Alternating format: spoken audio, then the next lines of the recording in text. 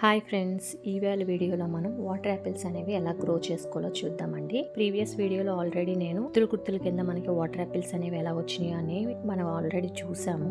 అవి మనకి అంత మంచి గ్రోత్ అనేది రావాలంటే కనుక మనం ఎలా గ్రో చేసుకోవాలో ఈ చెట్టుని చూద్దామండి.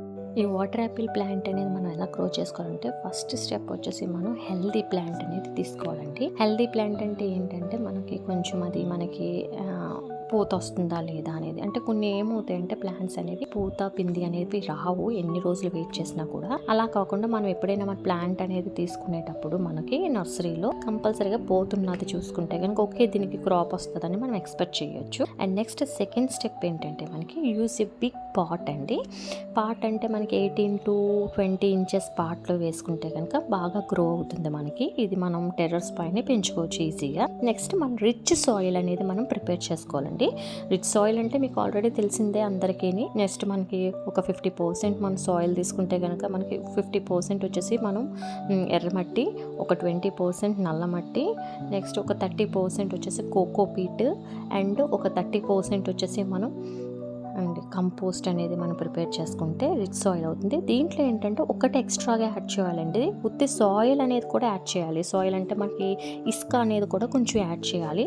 దీనికి ఏంటంటే రిచ్ సాయిల్ అంటే మనకి కొంచెం ఎలా ఉండాలంటే మనకి సాయిల్ అనేది చాలా లైట్ వెయిట్లోను, నెక్స్ట్ మనకి ఇలా పట్టుకుంటే మనకి లూజ్గా ఉండాలండి. ఎప్పుడు కూడా ఇది వెట్టగానే ఉండాలి. వాటర్ అనేది మరీ ఎండిపోయి ఉండకూడదు. దాన్ని కొంచెం మనం ఒకసారి చూసుకుంటూ ఉండాలి. వెట్టగానే ఉండాలి. రోజుకి మనం ఎండాకాలంలో రోజుకి ఒకసారి వేస్తే సరిపోతుంది వాటరింగ్ అనేది. ఇది మనం 6 to 7 అవర్స్ మనం మనకి సన్ లైట్ లో పెట్టుకుంటే సరిపోతుందండి. ఎక్కువ మనం సన్ లైట్ లో పెట్టినా కూడా మనకి వచ్చిన ఫ్రూట్ అనేది మన స్వీట్నెస్ అనేది ఉండదండి, చప్పగా ఉంటుంది.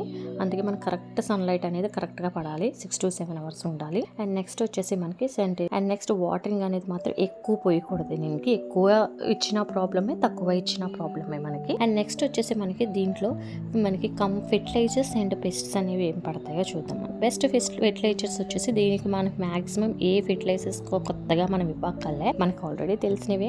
వర్మీ కంపోస్ట్ అనేది మంత్లీ వన్స్ అనేది వర్మీ కంపోస్ట్ కానీ, బనానా పీల్ ఫెర్టిలైజర్ కానీ, కౌ డంగ్ కంపోస్ట్ కానీ, ఒక గుప్పుడు అనేది మనకి మట్టిలోను ఒక మంత్లీ వన్స్ అనేది వేసేసుకుంటే సరిపోతుందండి. మనకి క్రాప్ వచ్చిన తర్వాత అంటే పోతా పిండి వచ్చిన తర్వాత మనకి అది మనం పోత అనేది రాలకుండా ఉండాలంటే గనక బనానా పీల్ ఫెర్టిలైజర్ అనేది వేస్తే గనక మంచిగా మన పోత అనేది రాలిపోకుండా ఉంటుంది, బాగా వస్తుంది మనకి క్రాప్ అనేది. నేను అదే వేసానండి. అందుకే నాకు ఎంత గుత్తుల కింద మనకి వాటర్ యాపిల్స్ అనేవి వచ్చాయి. కామన్ పెస్ట్స్ ఏం పడతాయి అంటే మనకి ఎఫిడ్స్ పడతాయండి ఎక్కువ. ఎఫిడ్స్ కానీ యాంట్స్ కానీ, అంతకు మించి ఇంకేం ఉండవు. ఇవి మనకి పెద్ద పెస్ట్ అనేది కాదు మనకి.